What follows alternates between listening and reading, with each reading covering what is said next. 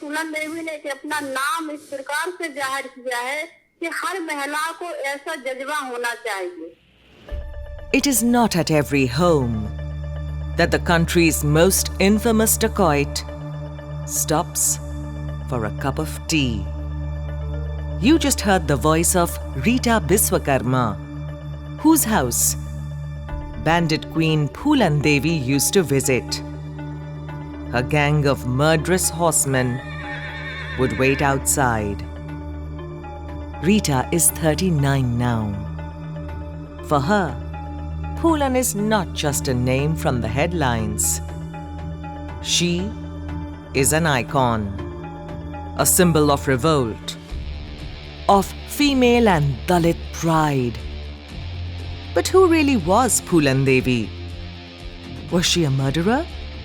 Or a goddess for the downtrodden? Or just a woman brave enough to give back as good as she got? Perhaps when she lived, we never really knew the real Phoolan. Her legend continued to get larger after her death. From Gurha ka Purwa village in Chambal to Parliament, Phoolan's journey became a story with no parallels. But for a better part of the time that she lived, Phoolan faced rape, torture, and unspeakable horrors. Why? Because she stood up, she spoke up, and she resisted. Welcome to Earshot English. I am your host, Meghna. And along with our reporters, Amrita Madhukalya and Kuldeep Singh, we will bring to you Phoolan Devi's incredible saga in our 3-episode audio series. Phoolan. We will reconstruct Phoolan's life and bring out the struggles that made her the Bandit Queen, the woman named after a flower who could kill without batting an eyelid. जिन्होंने हमारे वर्करों को मारा है वो हमारे दिमाग में, मैं क्यों करूं उनकी सेवा? अपने वर्करों को, अपने भाइयों को पिटवाने के लिए, अपने ये पिछड़े वर्ग को पिटवाने के लिए, गरीबों को, दलितों को पिटवाने के लिए. That was the feisty Phoolan speaking to her supporters after she was elected as a member to India's parliament. In February 1981, Phoolan pierced through headlines and caused national outrage after she lined up 20 men from the Thakur caste in a nondescript town called Behmai and shot them.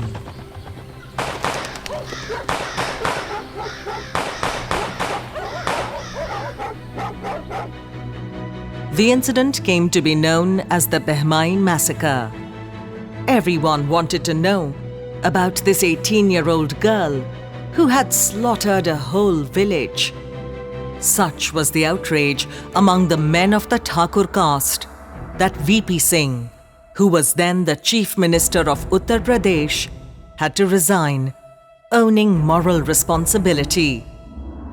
2 years later, in February 1983, Phoolan put her gun down. Dressed in a khaki uniform and wearing a red bandana on her head, she walked out of the ravines of the Chambal. A huge crowd was waiting for her. The Madhya Pradesh police were in full force, and a podium was set up.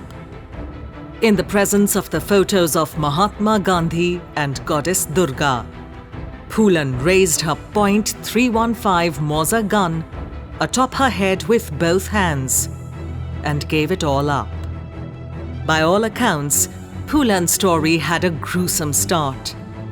At every step of the way, she battled rape, violence, and exploitation, as well as patriarchy and casteism.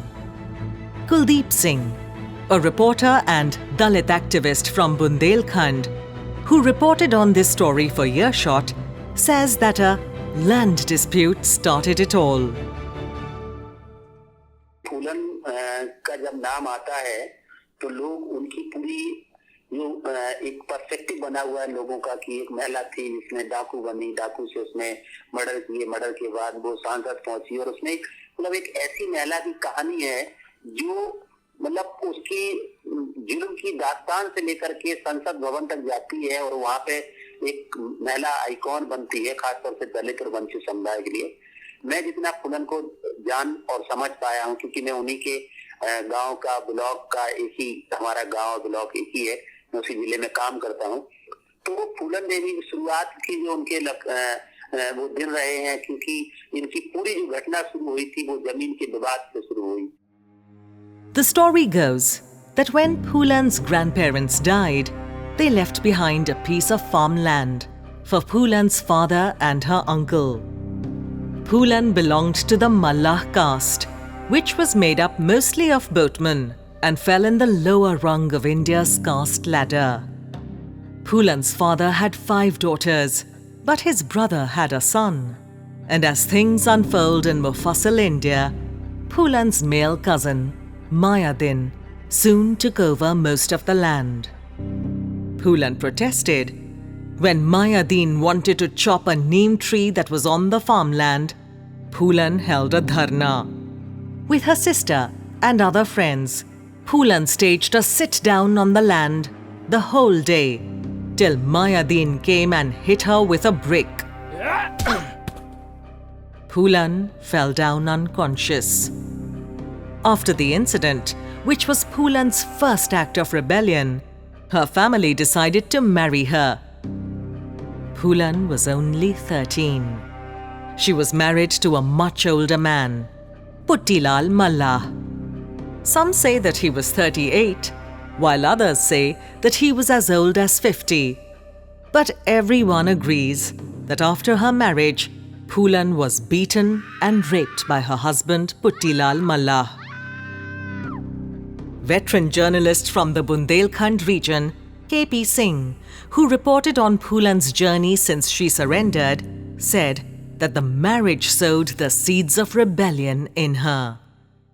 गरीबी की वजह से ये होता था कि लड़कियां थी, उनकी शादी बहुत बेमेल विवाह उनके होते थे। अपनी पिता की उम्र के बराबर के अधेड़ से उनकी 13 साल की उम्र में शादी कर दी गई। 13 साल की उम्र से ही उनके मन में विद्रोह की चिंगारी लदकने लगी थी।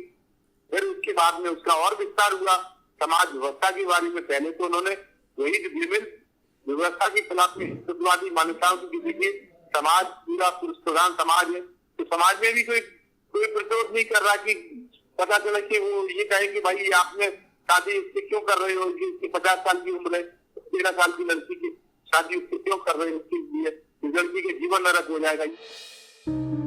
After enduring violence at the hands of her husband, Phoolan soon returned home.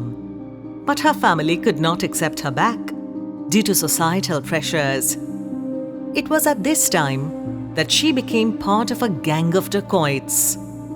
Facts are hazy here, and Phoolan herself has taken different positions on the matter, and we do not know if she joined on her own, or was sent off by her family, or was kidnapped, because Mayadin paid the dacoits. K.P. Singh says that she was forced to join them.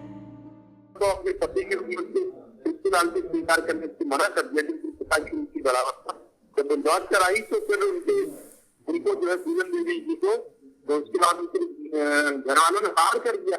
तो उसके बाद में वो gang के संपर्क में आई और ये लाला राम श्री राम ने उसी समय उनके साथ बलात्कार किया। तो फूलन देवी की गैंग तो विक्रम मल्ला जाति और विक्रम मल्ला युवक भी था, तो स्वाभाविक तौर पर उनके प्रेम संबंध हो गए फूलन देवी जी के। तो ये जंग के मदद से कहानी चली कि फिर वो विक्रम मल्ला ने भी फूलन देवी के सम्मान और उसकी अस्मिता की रक्षा के लिए श्री राम लाला राम की गिरोह से टक्कर ली और फिर उसके गाँव में उनको विजिट किया गया था। भिजमई में वहाँ पे इतना बड़ा नरसंहार हुआ उसी की प्रक्रिया में। तो पूरी जो समाज की जो सच्चाई थी, इतनी कड़वी सच्चाई, ये पूरी समाज में भारतीय समाज की दुनिया के सामने आई। Vikram Malla and Phoolan soon started staying together after the gang leader Babu Gujar's death. By all accounts, it was with Vikram that Phoolan felt truly at home.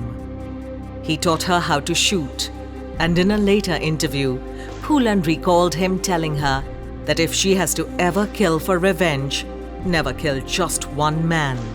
Kill 22. Then the police will not arrest her. They will be terrified of her. Kuldeep says that during all the time she terrorized the ravines, she never hurt the poor.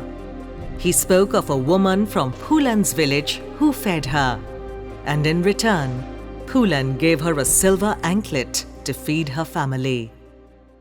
हमारे गांव में एक दाई है, वो बताती थी कि वो बकरी चराने जाती हैं, तो वहां से जब फूलन निकलती थी तो उनको एक बार उन्होंने पायल दिया था कि लीजिए, ये पायल ली जाइए और अपने यहाँ पे जाके अपने बच्चों के लिए कुछ कीजिए, क्योंकि वो उनको खाना देने गई थी। तो एक जो उनके अंदर जो ममत्व था, जो उनके अंदर एक अपनापन था लोगों से जुड़ने का, और कभी भी आप देखते हैं उनके पूरे उसमें उन्होंने कभी भी छोटे गरीब निजात लोगों को कभी नहीं सताया पूरे अपने डाकू के जीवन में। Kuldeep spoke to two of Phoolan's childhood friends, Ramreti and Kunya. They said that the villagers were never scared of Phoolan, but were terrified of the police.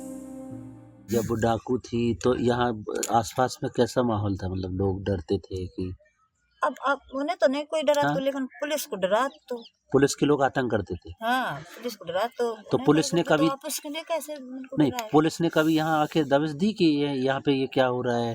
देखो ऐसा तो कछु फूलन देवी को अकेले तो गिरोह तो नहीं, काफी गिरोह आते। Phoolan and Vikram's love was short-lived. A year after they started living together, two of Babu Gujar's old loyalists, Lalla Ram and Shri Ram, who were in jail, were released, and they soon joined back the gang. Both Lalla and Shri Ram resented Phoolan's presence. They blamed Phoolan for Gujar's death. One night in their camp, Phoolan woke up to a loud noise. It was a gunshot. Phoolan saw Vikram's face. He fell dead on Phoolan's lap. Soon after, Phoolan was kidnapped. For 3 weeks in Behmai, where she was kept in captivity, Phoolan was repeatedly gang-raped and brutalized by Thakur men. In a final act of humiliation, Phoolan was paraded naked in front of the whole village. With the help of a village priest, Phoolan escaped. She formed her own gang and swore revenge. 17 months later, Phoolan returned to Behmai. On the day that she returned, Phoolan was dressed in a khaki uniform. She wore lipstick and her hair was loose. A gun and a line of bullets adorned her uniform. Once she reached the village, Phoolan called out to the villagers. From a microphone, Phoolan asked for her rapists. But most of the men who raped her were away from Behmai. Phoolan sent out one last warning. When no one came out, Phoolan lined up the remaining men in the village courtyard. She marched 30 men to the river nearby. She asked them to kneel down. And 30 shots rang in the air. Of the 30 men, 22 died.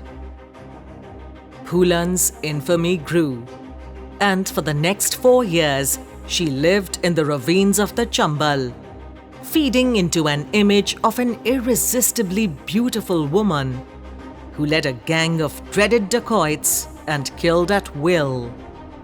But to find out more about what happened to Phoolan's legacy after she surrendered, and to what happened to her family after her, tune in to listen to the next episode.